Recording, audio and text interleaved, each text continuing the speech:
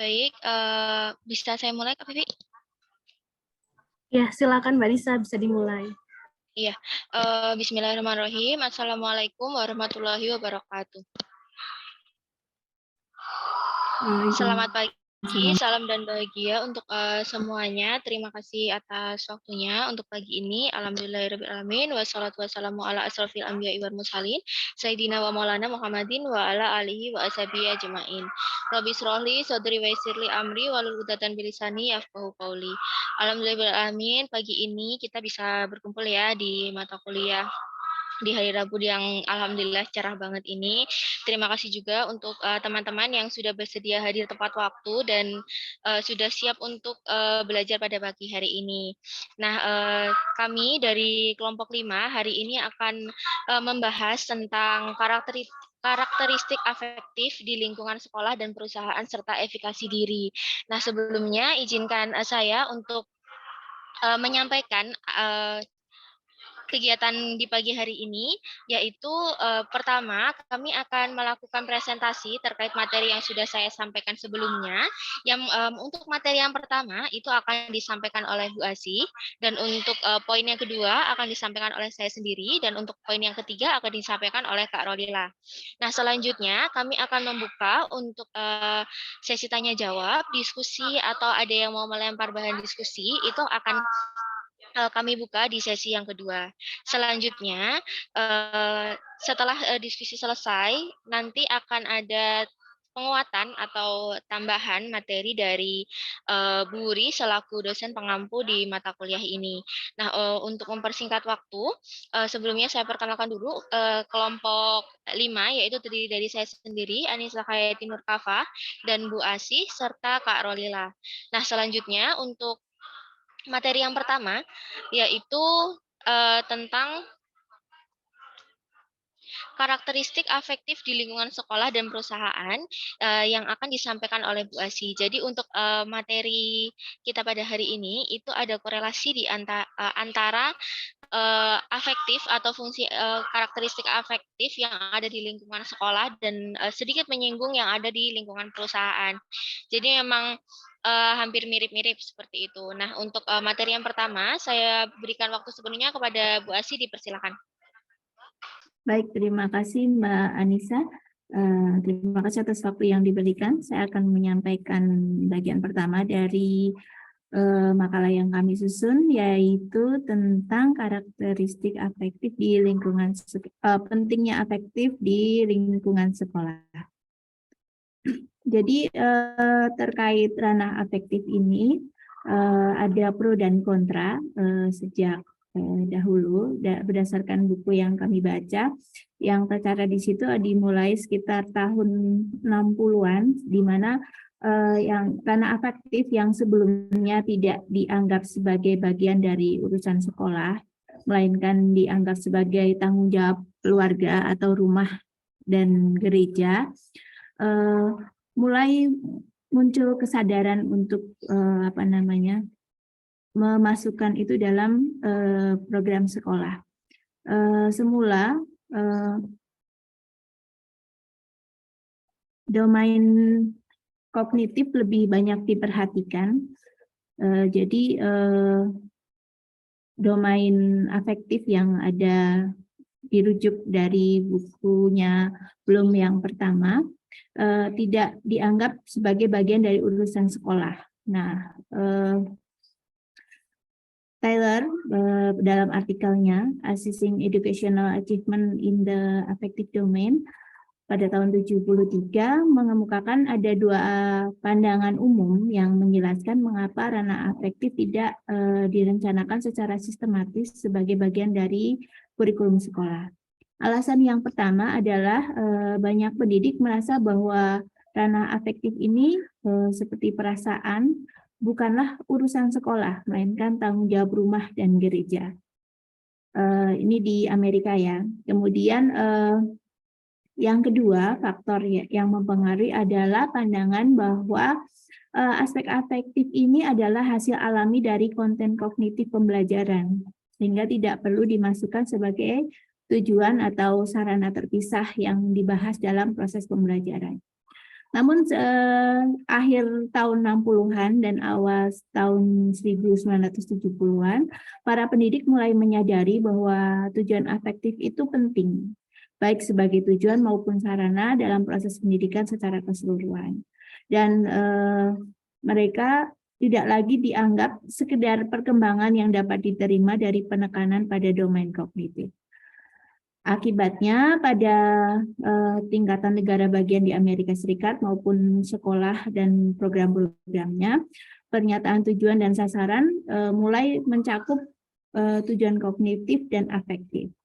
Namun sekitar tahun 80-an, penekanan yang kuat pada domain kognitif muncul kembali.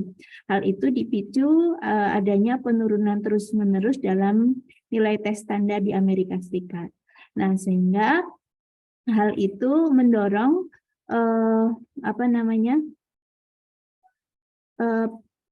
pemusatan kembali ke ranah kognitif di sekolah-sekolah. Jadi ranah afektif kembali dikesampingkan.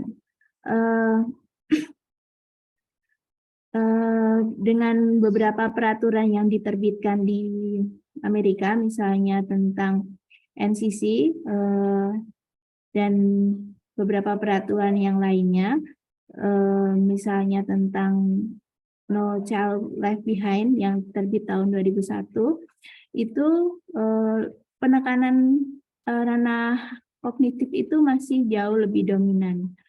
Namun di balik itu, sekitar tahun 2000 ada juga pihak-pihak yang mulai berpendapat pentingnya penilaian afektif.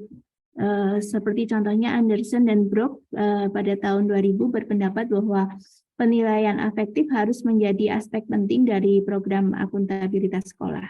Mereka percaya bahwa akuntabilitas sekolah dapat benar-benar memberikan pembatasan potensial baru untuk penilaian afektif. Dalam banyak kasus, menurut mereka, baik pendidik maupun masyarakat mulai menginginkan program akuntabilitas yang hanya mengandalkan tes prestasi akademik. Padahal penelitian lebih lanjut mendukung pentingnya aspek afektif dalam menunjang kesuksesan seseorang.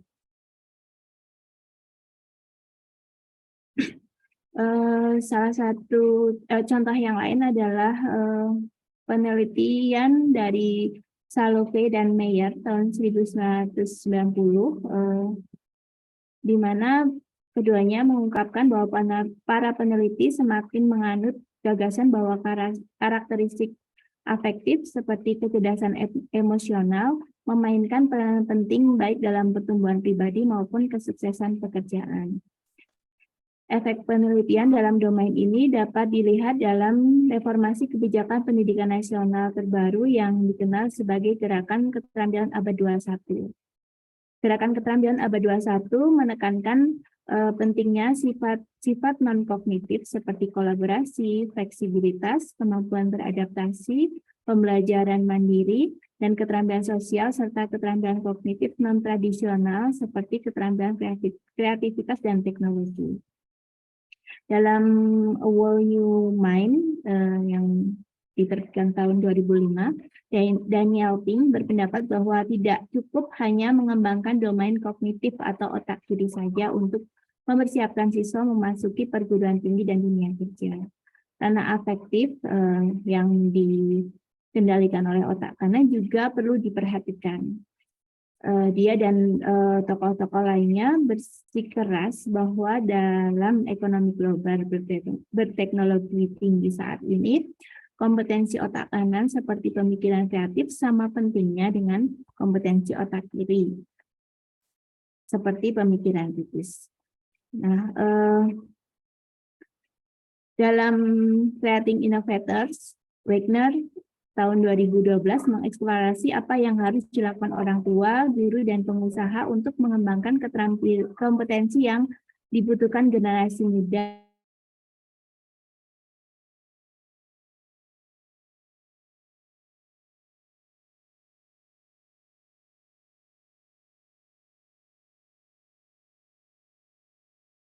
Sir Ken Robinson yang menyajikan rasional untuk pengembangan kreativitas dalam pendidikan dan bisnis. Dia menyerukan pendekatan yang sangat berbeda untuk mengembangkan sisi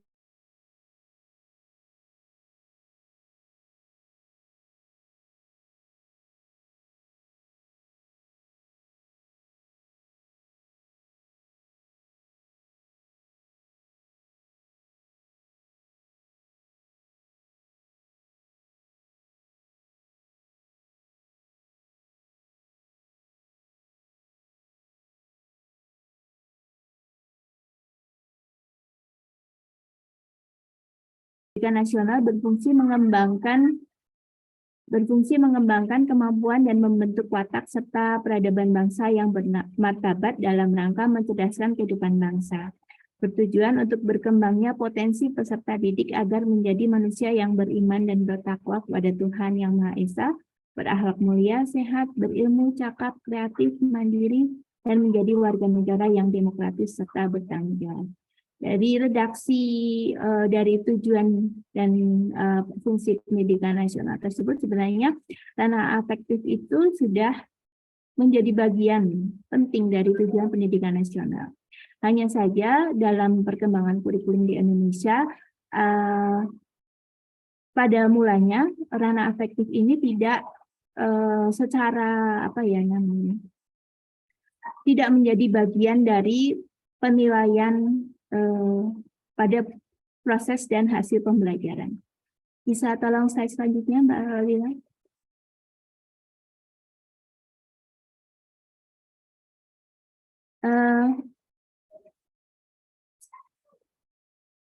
Jadi beberapa peraturan perundang-undangan di Indonesia yang menyoroti masalah afektif diantaranya adalah Peraturan Pemerintah Nomor 19 Tahun 2005, khususnya Pasal 25, tentang Standar Nasional Pendidikan.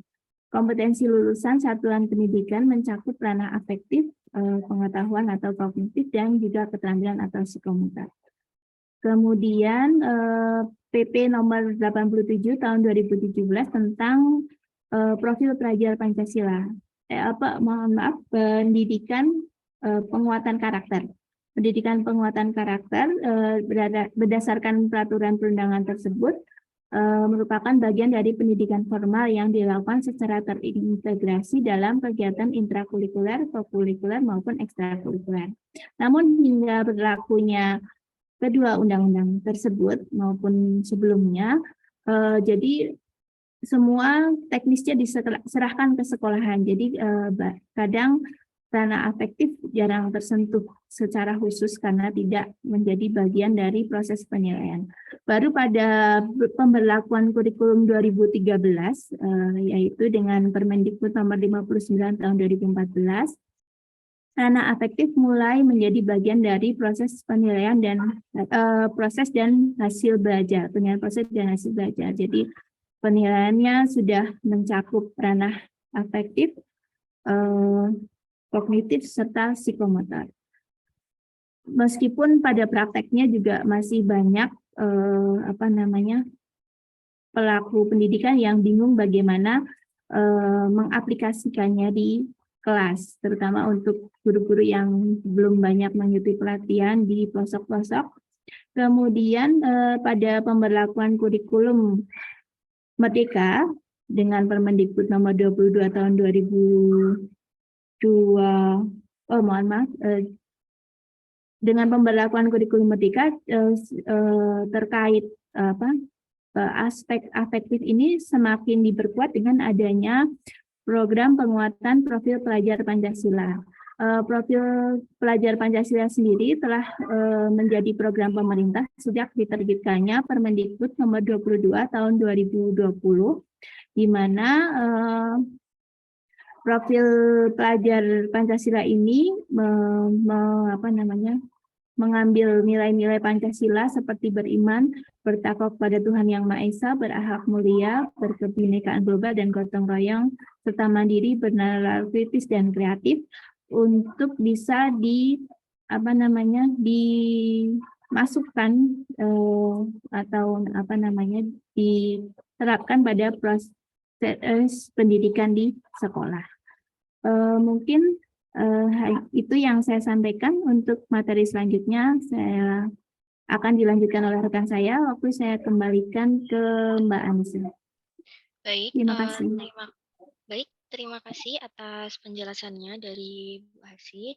Mungkin bisa diambil sedikit kesimpulan ya, jika memang ranah afektif ini dari perjalanannya seperti yang sudah disampaikan oleh Bu Hasi tadi, ada pro dan kontra di awal. Karena di tahun 1960, di 1970-an itu merasa bahwa nilai afektif ini hanya perlu digunakan di perusahaan saja. Dan untuk di pendidikan dirasa belum perlu begitu, karena yang penting nih dalam pendidikan tuh hanya aspek kognitifnya saja. Jadi kalau misalnya anak ini sudah pintar dan memiliki mungkin nilai yang bagus atau mata pelajarannya sudah bisa menguasai, itu dianggap sudah cukup. Namun dengan berkembangnya waktu, berkembangnya zaman dan apa ya, update-update terkait apa yang ada di lingkungan sekitar, akhirnya pada akhirnya di Indonesia juga terdapat kurikulum merdeka yang memang ranah afektif ini juga sangat diperhatikan. Nah, selanjutnya di sini saya akan melanjutkan materinya, yaitu terkait pentingnya domain afektif dalam pengaturan perusahaan. Jadi di sini saya akan sedikit menyinggung apa saja sih afektif yang dibahas di perusahaan seperti tersebut gitu. Jadi untuk gambarannya. Nah, pentingnya domain afektif dalam pengaturan perusahaan, dalam pengaturan perusahaan, penelitian tentang kinerja perusahaan telah mengakui pentingnya karakteristik afektif.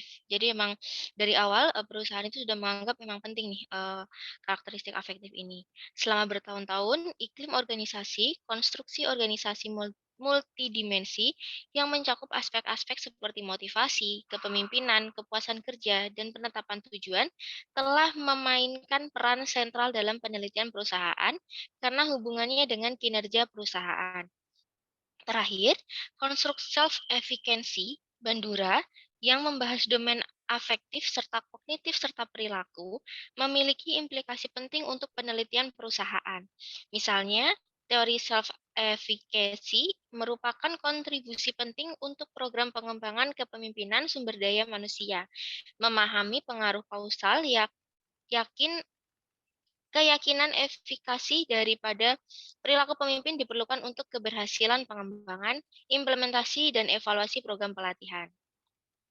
Dalam studi mereka, keadaan emosional manajer memprediksi pengembalian saham dan kinerja perusahaan di masa depan, setelah mengontrol informasi kuantitatif, objek, dan konten verbal kualitatif. Slide selanjutnya.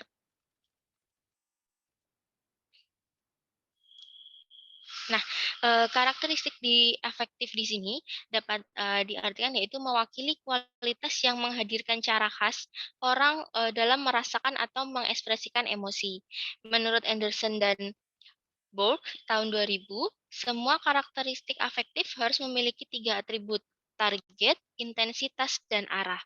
Jadi dalam perusahaan itu kan biasanya kita punya klien, punya rekan kerja, dan bagaimana menyusun strategi-strategi pemasaran mungkin, atau pembangunan, atau hal-hal yang menunjang untuk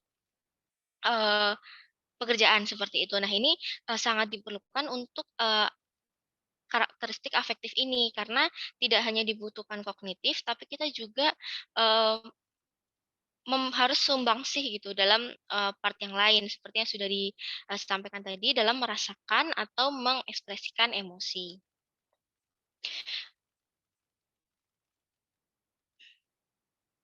Selanjutnya. Nah, karakteristik manusia mencerminkan cara berpikir, bertindak, dan berperasaan yang khas dalam berbagai macam situasi. Sementara, dua area pertama mencerminkan karakteristik kognitif dan perilaku, area ketiga mencerminkan karakteristik afektif yang mewakili kualitas yang menghadirkan cara khas dalam orang merasakan dan mengekspresikan emosi. Nah, selanjutnya ada jenis-jenis karakteristik afektif yang salah satunya yaitu sikap ya, yang disampaikan oleh Alport pada 1935. kesiapan mental dan saraf yang diatur melalui pengalaman, mengerahkan pengaruh direktif atau dinamis pada respon individu terhadap semua objek dan situasi yang terkait. Aikan juga menyatakan bahwa sikap dalam diskonseptualisasikan sebagai kecenderungan yang dipelajari untuk menanggapi secara positif dan negatif terhadap objek, situasi, konsep, atau orang tertentu. Selain itu, menurut Fishbein dan Ajen pada 2010, sikap mencerminkan disposisi laten atau kecenderungan untuk merespon dengan beberapa tingkat kemampuan menyukai atau tidak menyukai objek psikologis. Dan Egli dan Saihan tahun 2007 mendefinisikan sikap sebagai kecenderungan psikologis yang diekspresikan dengan mengevaluasi entitas tertentu dengan derajat suka atau tidak suka. Dan selanjutnya, nah, jenis-jenis karakteristik afektif itu menurut Zainal Arifin di dalam dunia pendidikan menjelaskan ada dua hal yang berhubungan dengan penilaian afektif yang harus dinilai. Yang pertama, ada kompetensi afektif yang ingin dicapai dalam pembelajaran meliputi tingkat pemberian respon, apresiasi, penilaian, dan internalisasi. Yang kedua, sikap dan minat peserta didik terhadap mata pelajaran dan proses pembelajaran. Jadi, dapat disebutkan di sini jenis karakteristik afektif itu ada 4 yang bisa kami sampaikan pada pagi hari ini, yaitu yang pertama ada sikap, minat, konsep diri, dan nilai. Nah, keempat hal ini sangat relevan dengan pendidikan dan perusahaan yang sudah saya sampaikan tadi. Jadi, kalau misalnya di dalam dunia pendidikan, kita harus memiliki sikap untuk dapat mengambil atau melihat update dari keadaan di sekitar kita. Nah, kalau untuk yang minat, kita harus tahu apa yang diinginkan klien dalam segi perusahaan, apa yang uh, ingin dicapai bersama, dan apa yang sebenarnya berbenefit atau ada profit di dalamnya gitu, ada keuntungan atau dapat menguntungkan kedua belah pihak jika adanya kerjasama antar perusahaan. Nah, kalau dalam dunia pendidikan, kita harus tahu bagaimana karakteristik peserta didik kita dan apa minat dalam belajarnya. Karena seperti yang sudah disebutkan tadi, dengan perkembangan berjalannya zaman dan sama ada perkembangan, tidak hanya ranah kognitif saja yang dapat dikembangkan, tapi bisa dengan minat seperti mungkin ekstrakurikuler atau keinginan untuk berolahraga, ikut di klub-klub tertentu, seperti itu. Nah, selanjutnya ada konsep diri atau mungkin bisa diarahkan dengan kodrat alam atau apa yang sudah ada dalam diri kita, anugerah yang sudah diberikan uh, kepada diri kita yang sudah ada gitu dari lahir, seperti itu. Apa yang potensi potensi diri yang bisa dikembangkan. Nah, selanjutnya yaitu nilai. Nilai di sini dapat diartikan dalam segi karakteristik moral dan yang ada pada diri peserta didik ya. Jadi kalau misalnya dalam dunia pendidikan, kita harus tahu dan bisa menjaga moral-moral peserta didik kita agar tidak terlalu jauh gitu, tidak sesuai dengan proses perkembangan pada usianya. Nah, kalau untuk di dunia perusahaan itu moral dapat diartikan untuk bagaimana engagement atau hubungan antar rekan kerja atau rekan divisi dan bisa mencontohkan hal-hal baik untuk dimutualisasikan ke perusahaan lain, seperti itu. Selanjutnya,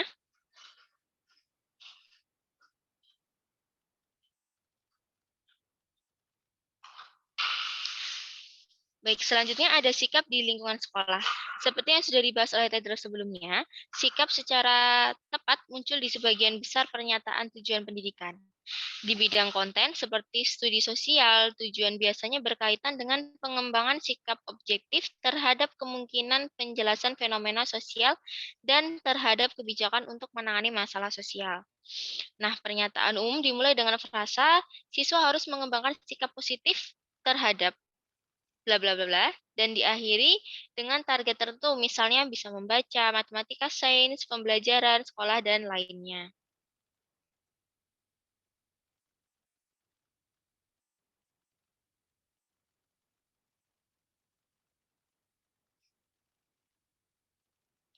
Selanjutnya, ada sikap di lingkungan perusahaan. Sikap karyawan juga dapat memiliki hubungan langsung dengan sikap pelanggan.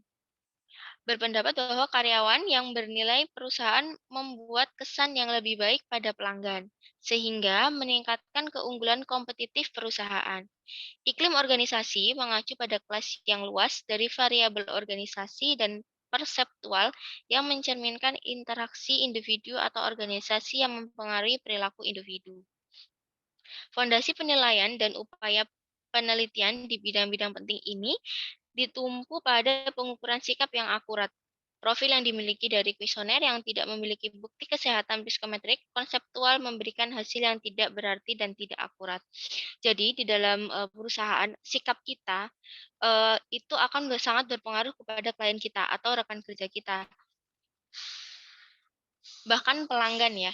Jadi apa yang kita berikan itu biasanya perusahaan lain atau pelanggan itu memiliki ekspektasi tinggi kepada kita. Jadi sikap itu sangat diperhatikan seperti yang ada di sekolah.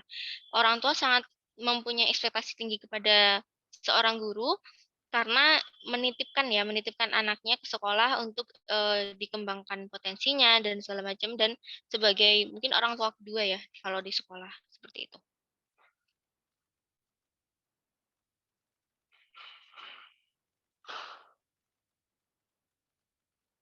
Baik, untuk materi selanjutnya akan dibahas tentang efikasi diri atau self-efficacy yang akan dibahas oleh Kak Raulila. Waktu dan tempat sepenuhnya saya persilakan kepada Kak Raulila. Baik, terima kasih atas kesempatannya moderator.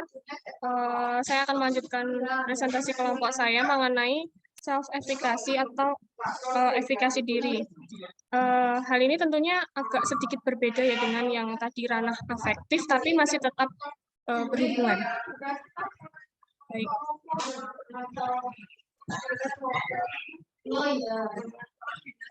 Pada bagian sebelumnya kita telah mempelajari bahwa sikap terdiri dari kognitif, afektif, dan perilaku.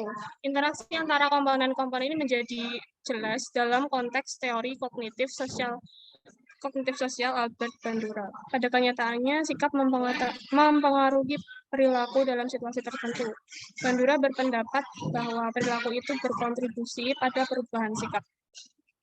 Dari semua konstruksi yang dijelaskan dalam bab ini, self-efficacy atau efikasi diri ini mungkin yang paling penting karena menghubungkan motivasi manusia, proses berpikir, dan perilaku.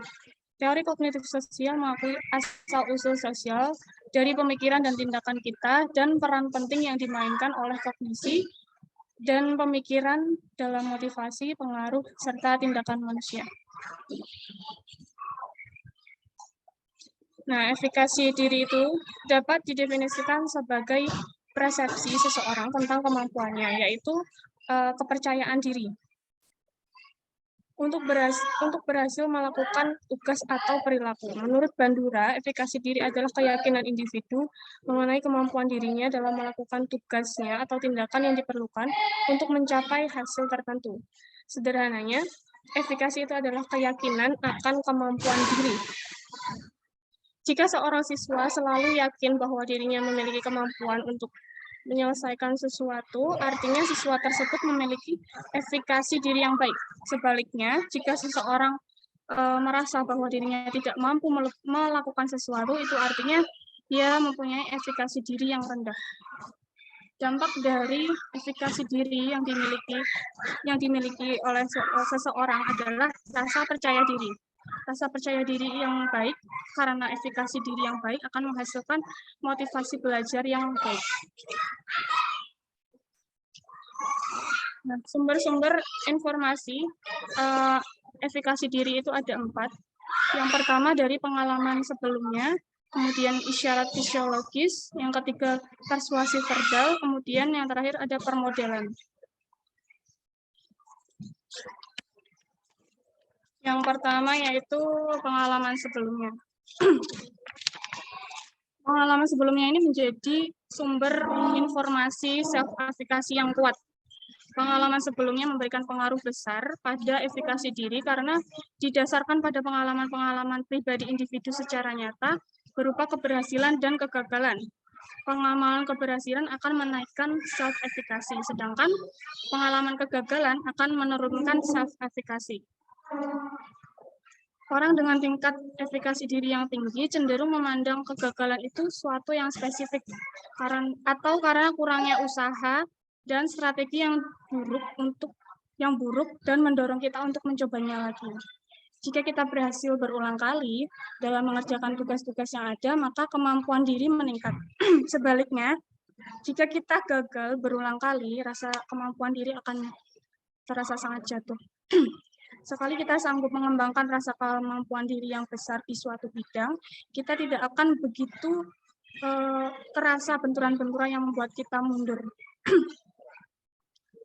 Jadi ini misalnya seperti ini, kalau dalam konteks nyatanya, misal kita sudah pernah mengikuti lomba, mungkin dulu waktu SD kita pernah ikut lomba mewarnai.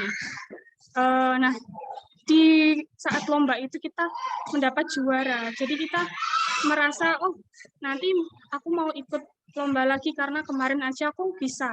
Berarti mungkin nanti kalau ikut lomba lagi pasti akan sukses dan bisa mendapat juara lagi. Seperti itu. Kebalikannya, jadi kalau kita merasa, misal kita ikut lomba itu gagal, nah itu pasti tidak bisa dimungkiri kita jadi lebih aware, lebih malas, lebih tidak ingin atau menjadi trauma pada lomba tersebut dan menghindarinya. Baik, selanjutnya yaitu ada isyarat fisiologis. Cara lain di mana individu mengembangkan persepsi diri yang akurat tentang kemanjuran adalah membaca diri sendiri atau isyarat fisiologis atau gairah kecemasan. Misalnya, gugup, berkeringat saat mencoba melakukan tugas tertentu. Keyakinan diri dalam kemampuan mengenai situasi tertentu bersama dengan kemampuan kognitif untuk mengendalikan pikiran permusuhan, menentukan tingkat stres dan kecemasan yang muncul. Penilaian individu akan kemampuannya dalam mengerjakan suatu tugas sebagian besar dipengaruhi oleh keadaan fisiologis.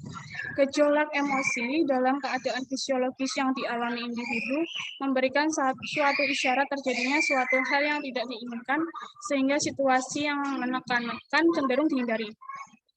Informasi dari keadaan fisik seperti jantung berdebar, keringat dingin, dan gemetar menjadi isyarat bagi individu bahwa situasi yang dihadapinya berada di atas kemampuannya. Berdasarkan penjelasan ini, self-efficacy bersumber pada pengalaman akan kesuksesan, pengalaman individu lain, persuasi verbal, dan fisiologis individu. Selanjutnya, isyarat fisiologis ini misalnya ketika seseorang merasa gugup sebelum berbicara di depan umum, berarti dia mempunyai self-efficacy yang rendah. Begitu pula sebaliknya. Kemudian yang ketiga yaitu persuasi verbal. Persuasi verbal ini digunakan untuk meyakinkan kita bahwa kita memiliki kemampuan yang memungkinkan untuk meraih apa yang diinginkan. Kita dibentuk dengan saran, nasihat, bimbingan, dan meningkatkan kapasitasnya tentang kemampuan-kemampuan yang kita miliki, sehingga kita dapat mencapai tujuan yang diinginkan. Seseorang yang berhasil diyakinkan secara verbal akan menunjukkan usaha yang lebih keras jika dibandingkan dengan individu yang memiliki keraguan dan hanya memikirkan kekurangan diri ketika menghadapi kesulitan. Jadi ini contohnya, misal seorang atlet ya, itu kan biasanya dipandu oleh coach-nya gitu ya. Pasti coach-nya itu memberikan saran, nasihat, dukungan, motivasi, dan bimbingan. Dia itu misalnya kamu pasti bisa gitu, itu sudah merupakan persuasi verbal untuk atlet tersebut. Jadi secara tidak langsung kata-kata atau motivasi yang keluar dari mulut seorang coach-nya itu akan meningkatkan self-efficacy atlet tersebut. Selanjutnya, Persuasif verbal menggabungkan penggunaan kuesioner yang dirancang dengan baik dan dapat membantu memberikan reaksi evaluasi yang diperlukan untuk kinerja yang sesuai dengan kategori persuasi dari orang lain. Dalam skenario itu, guru menilai kepala sekolah untuk memberikan penilaian yang akurat tentang perilaku pemimpin. Sistem umpan balik antara guru dengan kepala sekolah terdiri dari kuesioner yang menilai dimensi umum seperti memberikan kepemimpinan, mengelola program, mengelola konflik, pemecahan masalah, menunjukkan integritas, dan mengembangkan kerjasama tim. Bagian penting dari keberhasilan penggabungan umpan balik tersebut ke dalam program pengembangan kepemimpinan adalah penilaian pra-pelatihan dengan umpan balik kepada pemimpin yang membuat profil peringkat dan penilaian tindak lanjut berkala, misalnya 12 bulan, dan akan terjadi perubahan yang ditargetkan memiliki implikasi atau dampak untuk keduanya, yaitu untuk kepemimpinannya dan kurikulum pelatihannya. Selanjutnya, permodelan. Individu tidak bergantung pada pengalamannya sendiri tentang kegagalan dan kesuksesan sebagai sumber self-effikasinya. Self-effikasi ini juga dipengaruhi oleh pengalaman orang lain atau yang kita jadikan panutan. Terus pengamatan kita terhadap keberhasilan orang lain dalam bidang tertentu akan meningkatkan self-effikasi kita. Biasanya kita melakukan persuasi terhadap diri sendiri dengan mengatakan jika orang lain dapat melakukannya dengan sukses, maka kita juga memiliki kemampuan untuk melakukannya dengan baik. Pengamatan kita terhadap kegagalan yang dialami orang lain meskipun telah dilakukan dengan banyak usaha tetap dapat menurunkan penilaian kita terhadap kemampuan diri sendiri dan mengurangi usaha kita untuk mencapai kesuksesan. Ada dua keadaan yang memungkinkan self-effikasi individu mudah dipengaruhi oleh pengalaman individu lain, yaitu kurangnya pemahaman kita tentang kemampuan orang lain dan kurangnya pemahaman kita akan kemampuan diri sendiri. Jadi ini misalnya seperti misalnya tadi ya, atlet tadi ya, kita punya role model menjadi seorang atlet misalnya. Kemudian kita jadikan orang itu sebagai panutan kita. Nah, kita dalam mencari seorang panutan, kita tentunya juga harus memperhatikan kemampuan kita juga. Jadi bisa saja terjadi mungkin orang itu mampu, tapi kita sendiri, kemampuan kita sendiri tidak mencukupi untuk menjadi sama seperti model yang kita pilih. Jadi seperti itu. Kemudian peran permodelan mengembangkan perilaku yang ditargetkan memiliki implikasi penting untuk kegiatan yang dirancang untuk program pelatihan kepemimpinan. Ini masuk ke dalam ranah sekolah ya. Membangun kesadaran diri yang kuat dikembangkan melalui membaca sendiri isyarat fisiologis, umpan balik orang lain, dan pengalaman sebelumnya atau pengembangan perbaikan pola perilaku yang tepat dan baru. Misalnya, keterampilan kepemimpinan situasional dapat dicapai dengan menggunakan model atau permodelan yang kompeten yang berhasil menunjukkan perilaku yang kita perlukan. Jika mereka bisa melakukannya, saya bisa melakukannya. Kemudian permodelan yang sukses bisa meningkatkan kepercayaan diri mereka yang memiliki pengalaman negatif sebelumnya dengan perilaku kepemimpinan yang ditargetkan dan dapat menawarkan penguatan dan perbaikan positif pada perilaku mereka yang sudah memiliki kepercayaan pada kinerja mereka di bidang keterampilan yang ditargetkan. Penekanan berat pada praktik keterampilan yang berhasil, yaitu penguasaan yang dipandu oleh perilaku yang dimodelkan, dapat meningkatkan self-effikasi kita untuk berperilaku baru dalam situasi di mana sedikit pengalaman tersebut tersedia untuk mengevaluasi kompetensi personal. Baik, untuk selanjutnya saya kembalikan ke moderator.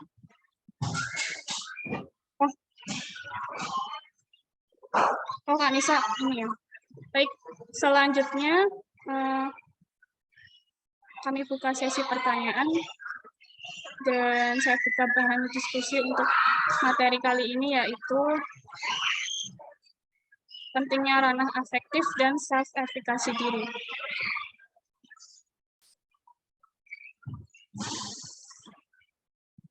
Baik, teman-teman, apabila ada yang mau bertanya, boleh raise hand.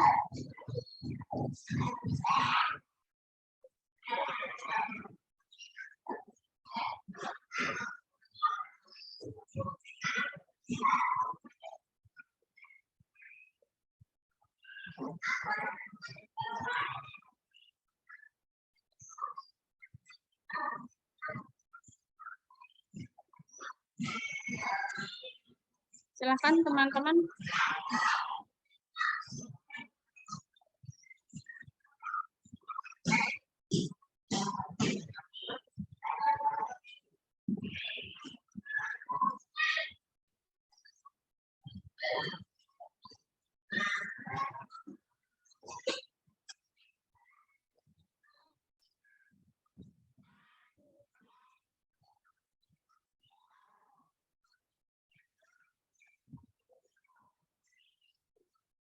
Monggo teman-teman dipersilahkan bila ada yang ingin bertanya atau barangkali menambahkan dari apa yang sudah kami sampaikan.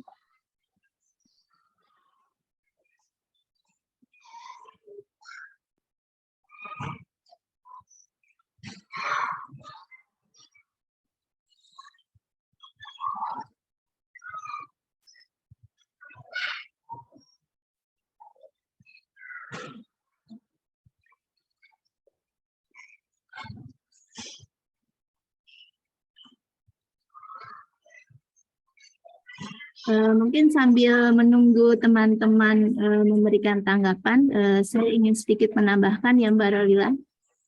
Boleh, silakan Bu.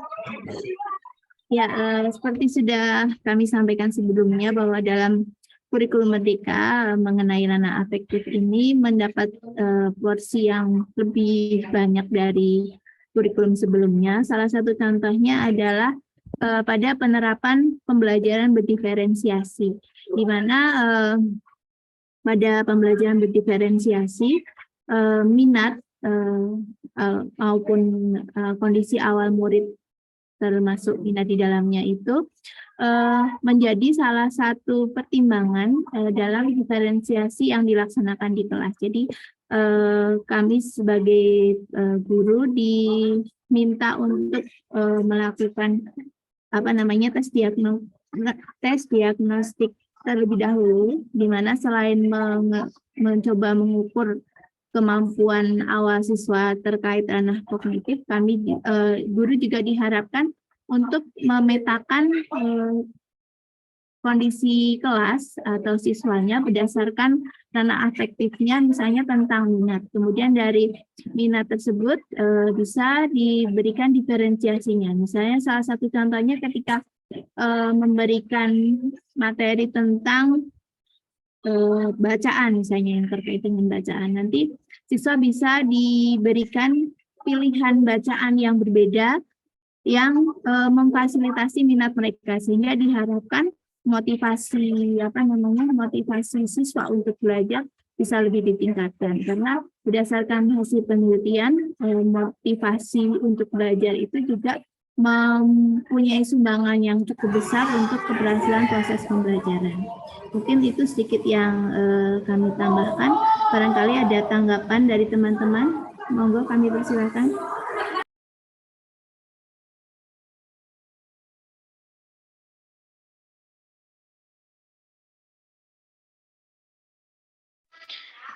Atau mungkin Mbak Fatma mau menceritakan kondisi sekolahnya terkait ranah afektifnya. Mungkin ada, atau mungkin Bu Yuliana yang sudah masuk, maksudnya sudah banyak melakukan penerapan ya gitu terkait teori-teori yang sudah kelompok kami sampaikan tadi. Jadi lebih ke actionnya gitu mungkin, atau mungkin dari Kak Fatma ada yang mau melempar diskusi untuk kita bahas bersama, atau teman-teman yang lain, Mbak Anggit mungkin.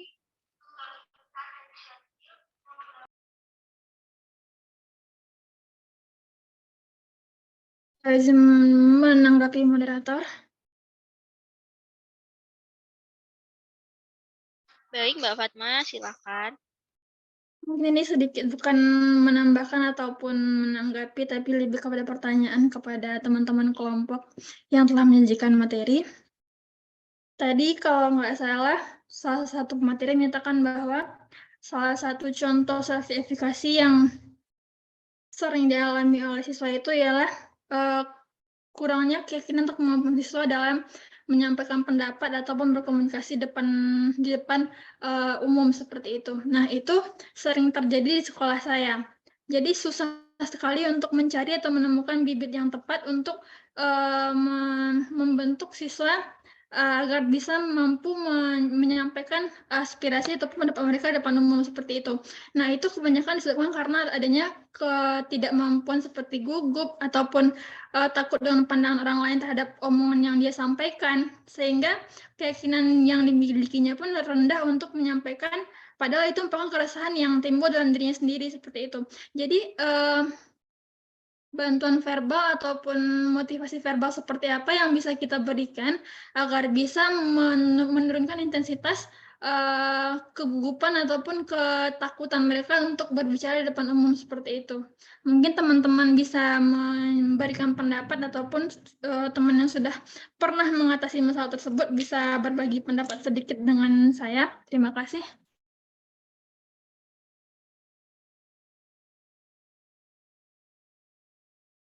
Baik, terima kasih Mbak Fatma atas pertanyaannya. Jadi mungkin secara singkat ya bisa ditarik jadi pertanyaan kita kan punya kepercayaan diri untuk sebaiknya kita memiliki kepercayaan diri untuk menyampaikan sesuatu. Nah, di sini kendalanya peserta didik itu banyak yang tidak pede atau tidak bisa menyampaikan ya apa yang sebenarnya ada dalam dirinya, dan gugup seperti itu dalam menyampaikan, mungkin nggak bisa jawab pertanyaan atau seperti apa gitu ya, Mbak Fatma ya. Baik, mungkin dari Kak Rulilah dulu ingin mengawali terkait self-efficacy atau bagaimana? Baik, kalau menurut saya persuasif verbal yang bisa diberikan untuk siswa yang gugup atau merasa cemas itu apa ya? Itu tidak bisa dilakukan sekali gitu ya, harus dipupuk dari awal. Dia misalnya mau lomba pidato gitu ya. Jadi dari awal dia harus dimotivasi, harus diyakinkan bahwa dia tuh bisa, dan apa ya? Kita juga sebagai guru juga mendukung dia untuk bisa melakukan tugas sesuai yang sudah diberikan. Jadi apa ya? Selain dengan persuasi verbal juga kita bisa memberikan contoh seperti contoh konkretnya, seperti misalnya nanti kalau ada yang mungkin kakak kelasnya pernah mengikuti lomba dan juara ya, gitu bisa dimasukkan ke motivasi untuk anak itu. Gitu. Mungkin dari teman-teman lain. Baik, terima kasih. Oh ya, baik, terima kasih kepada Mbak Rola ya sudah menyampaikan pendapatnya. Selanjutnya mungkin dari Bu Asih dipersilakan untuk menambahkan. Baik, terima kasih. Mohon maaf jika agak berisik.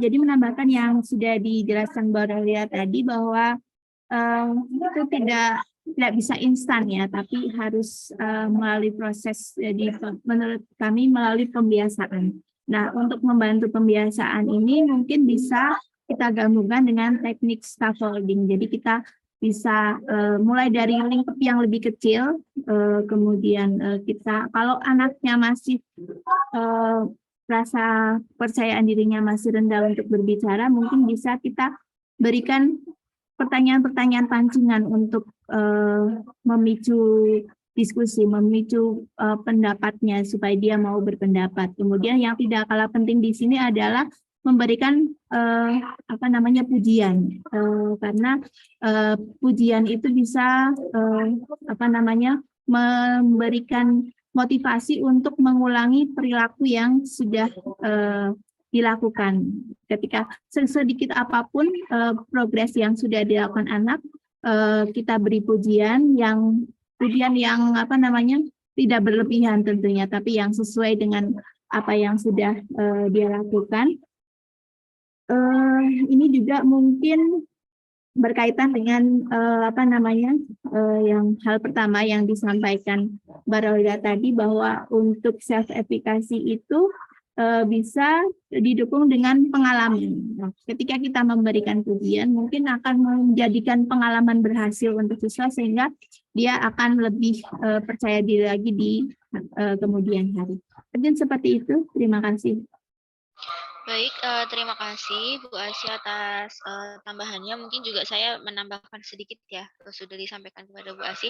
Memang bisa berbicara atau dapat berbicara dengan lancar di depan umum kan itu bukan hal yang mudah ya. Maksudnya kita juga kita semua bisa berbicara di sini. Mungkin ada gugupnya, ada bingungnya gitu. Kita yang udah lebih dewasa gitu ya dari anak sekolah. Nah, mungkin hal ini bisa dimulai dari awal, mungkin di kelas-kelas awal, di kelas-kelas 1, 2, 3 gitu ya, dari awal proses pembelajaran itu dengan melempar benar pertanyaan-pertanyaan yang ringan dulu dan memberikan apresiasi sehingga dia memiliki jawaban saya walaupun benar atau salah ini tetap ada harganya lah, ibaratnya kayak gitu. Jadi biasanya orang-orang yang akhirnya memilih diam dan tidak mau ikut andil itu mungkin setahu saya ya tidak bisa dipukul rata juga, itu karena mungkin pernah melakukan kesalahan atau mendapatkan respon yang kurang baik atau dia belum menguasai materi apa yang akan disampaikan. Jadi biasanya kalau misalnya anak belum tahu menjawab atau apa, otomatis dirinya tidak akan mengungkapkan apa-apa kan gitu. Jadi kalau misalnya udah tahu nih mau ngomong apa atau seperti apa, dan tentunya dengan dilatih serta memberikan informasi ke anak itu kalau misalnya berbicara itu bisa dilatih, mungkin bisa dengan berbicara sendiri di depan kaca atau seperti apa untuk kelas-kelas tinggi, dan mungkin bisa diadakan seperti tanya jawab aktif antar siswanya atau presentasi dan mengomentari. Jadi peserta didik dilatih untuk melihat hal positif atau kekurangan dan kelebihan dari presentasi dari temannya. Itu kan juga bisa mengungkapkan apa yang sebenarnya ada dalam pikirannya gitu, dilatih gitu. Kalau dari kelompok kami seperti itu. Mungkin dari teman-teman ada tambahan lain sebelum nanti dikembalikan ke Kak Fatma? Ya, menambahkan sedikit ya. Walaupun nanti hasilnya tidak sesuai dengan apa yang kita harapkan, tetap siswa itu harus tetap dimotivasi atau diberikan ujian agar nanti kalau mengikuti kalau menemui hal seperti itu di kemudian hari dia tidak merasa rendah gitu. Jadi tetap mengutamakan kepercayaan dirinya seperti itu.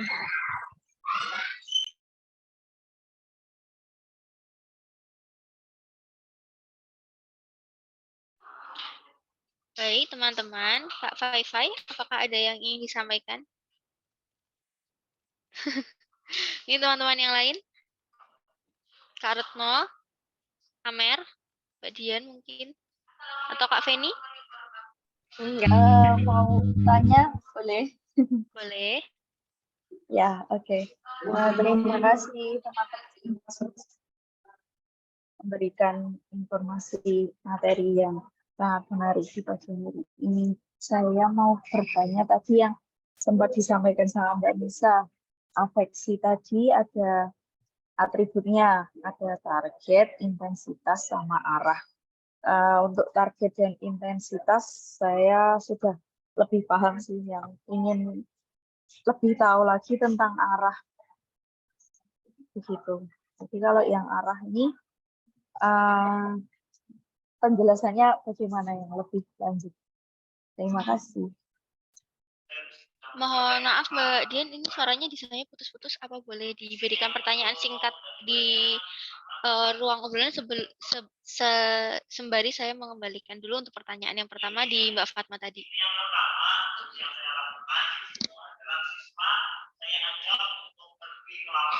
Baik, selagi menunggu pertanyaan singkat yang akan disampaikan oleh Kak Dian, mungkin dari Mbak Fatma terkait jawaban-jawaban yang sudah disampaikan teman-teman kelompok, mungkin ada yang masih mengganjal atau ingin dikonfirmasi kembali, atau mungkin teman-teman ada yang ingin menambahkan kembali?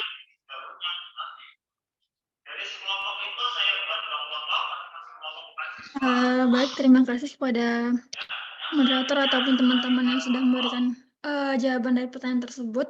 Dari jawaban tersebut yang saya tangkap ialah bagaimana cara kita memotivasi atau memperbaiki asumsi mereka tentang keresahan yang mereka miliki seperti itu. Namun kebanyakan dari kasus yang saya lihat bahwa ketika motivasi sudah kita berikan, tapi ternyata lingkungan mereka sendiri justru tidak mendukung mereka untuk melakukan hal tersebut seperti itu.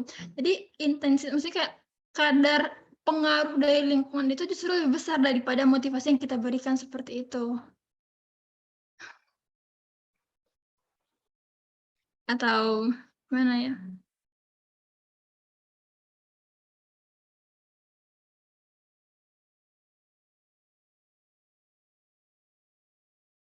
Izin menanggapi?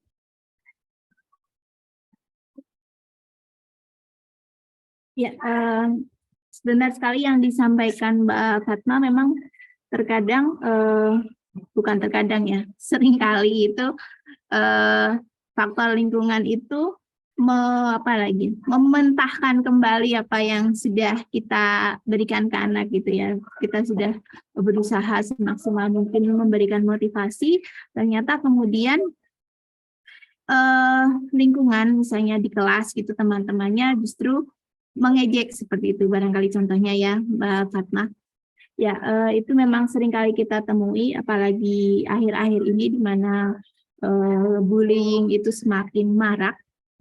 Nah, memang itu sulit dihindari, tapi menurut saya yang terpenting di sini adalah bagaimana kita berusaha memberikan yang terbaik yang kita bisa, karena tidak semua faktor itu bisa kita kendalikan, tapi kita juga mungkin bisa memberikan istilahnya ya. Jadi kayak penguatan karakter ke anak-anak tentang pentingnya menghargai. Jadi tidak hanya anak yang ingin kita tingkatkan keberanian dirinya untuk berbicara, tapi juga kelas sebelum proses itu kita kondisikan, kita ajak siswa untuk mencoba berempati. Bagaimana jika mereka di posisi orang yang dihina, apa yang akan mereka rasakan, kemudian kira-kira sikap seperti apa yang seharusnya dimunculkan ketika ada teman yang berbicara. Seperti itu mungkin Mbak Fatma yang bisa kami sampaikan. Mungkin ada tambahan dari teman-teman yang lain.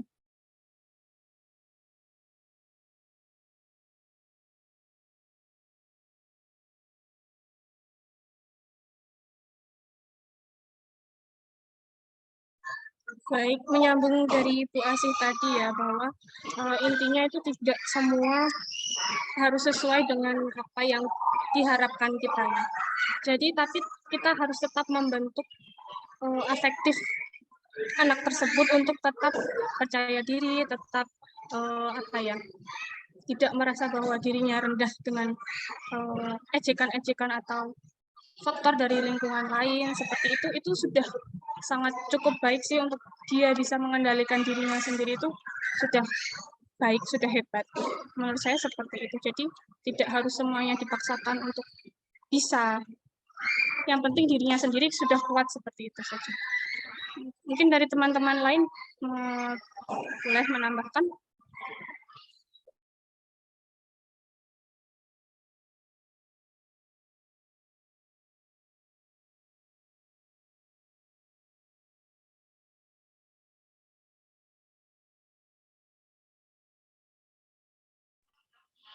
Baik, jika sudah tidak ada yang ingin menambahkan, dikembalikan ke Kak Fatma.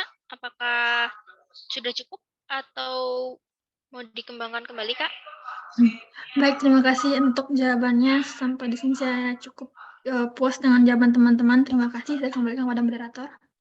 Baik, terima kasih Kak Fatma dan selanjutnya ini saya akan mencoba mengkonfirmasi atau menjawab pertanyaan dari Kak Dian ya. Tadi untuk atribut afektif ya. Atribut afektif itu menurut Anderson itu ada 3 yaitu target, intensitas, dan arah. Nah, sebenarnya arah ini yang dimaksud seperti apa? Seperti itu. Nah, atribut arah ini lebih mencerminkan ke aspek perasaan positif, netral, dan negatif. Jadi kalau di dalam mungkin sedikit yang kami bahas di perusahaan ya, biasanya hal-hal yang kita sukai itu belum tentu misalnya menguntungkan bagi lembaga atau perusahaan seperti itu. Nah, kadang itu hal-hal yang kita sukai itu bisa mengarah ke positif, negatif ataupun netral gitu. Kalau misalnya sebenarnya kita suka nih dengan eh, misalnya ide-ide yang disampaikan, namun itu belum berbenefit gitu kepada lembaga atau perusahaan tersebut. Atau bisa jadi posisi ini adalah netral, jadi eh, tidak berpengaruh besar, namun tidak memberikan dampak yang buruk seperti itu untuk dari perusahaan. Kalau dari Anderson sendiri itu menyatakan perasaan ini bisa disebut cinta, yaitu perasaan positif yang sangat kuat yang dapat diarahkan pada suatu objek. Atau yang salah satunya yaitu suka, yaitu perasaan positif yang lebih lemah, seperti itu. Oleh karena itu, meskipun cinta dan suka memiliki arah yang sama, namun intensitasnya berbeda.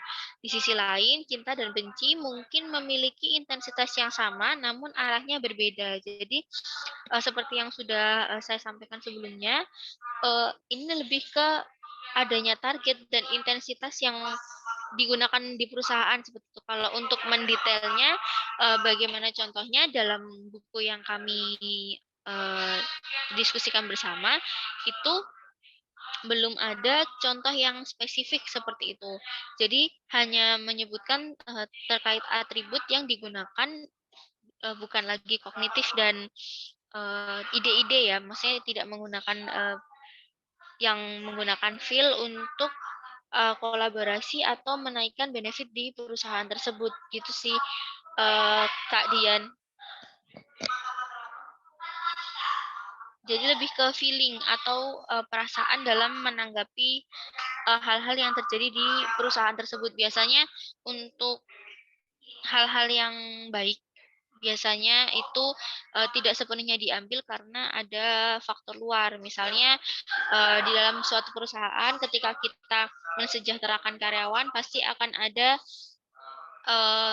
pengeluaran yang lebih banyak dan harus dipertimbangkan juga di income atau pemasukannya seperti itu. Jadi mungkin dari investor atau mungkin dari perusahaan-perusahaan seperti itu.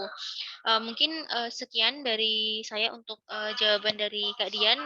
Teman kelompok ada yang mau menambahkan atau teman-teman ada yang mungkin berpengalaman di yang sudah pernah bekerja mungkin di perusahaan atau memang kita mau fokus ke bagian karakter pendidikannya juga nggak apa-apa. Mungkin itu dari saya.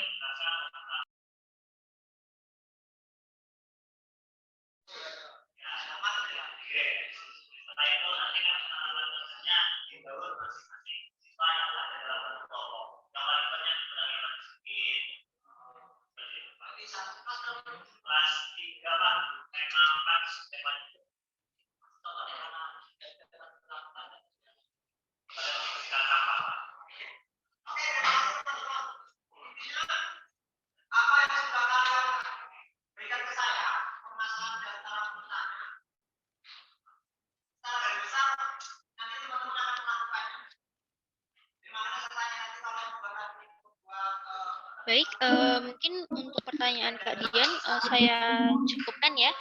Selanjutnya ada yang ingin menambahkan atau memberikan pertanyaan kembali atau bagaimana Kak Vivi, karena ini Bu Wuri sepertinya tidak masuk memberikan penguatan ya. Kalau dari kami sepertinya materinya sudah cukup.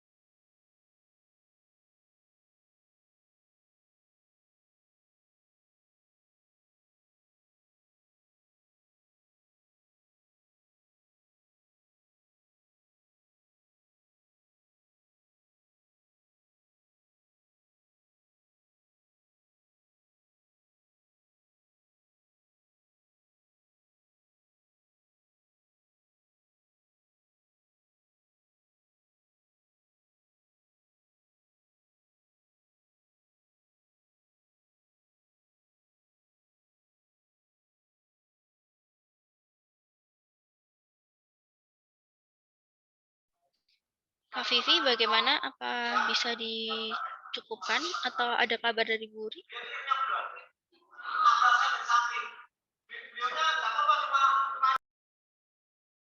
Ya maaf ya teman-teman agak berisik di kelas karena masih istirahat. Berarti ini kelompok 5 sudah selesai ya? Iya, sudah selesai Kak kalau untuk materinya dan sepertinya untuk diskusinya cukup dari teman-teman juga karena Bu Uri nggak masuk apa bisa ditutup aja, disekiankan atau bagaimana ya baiknya? Ya Mbak Nisa, karena Mbak Nisa tadi sebagai moderatornya bisa sekalian menutup ya Mbak. Mohon maaf ini soalnya di kelas lagi agak ramai, takutnya nanti malah pada terganggu. Jadi silakan karena sudah selesai dan Bu Uri juga tadi sudah memberikan waktunya kepada kita, bisa kalau memang sudah selesai boleh ditutup. Terima kasih Mbak Nisa. Baik, terima kasih Kak Vivi dan terima kasih juga atas atensinya teman-teman atas diskusi pada pagi hari ini. Kelompok kami cukupkan untuk diskusi pada pagi hari ini. Terima kasih atas atensinya. Assalamualaikum warahmatullahi wabarakatuh. Waalaikumsalam warahmatullahi wabarakatuh.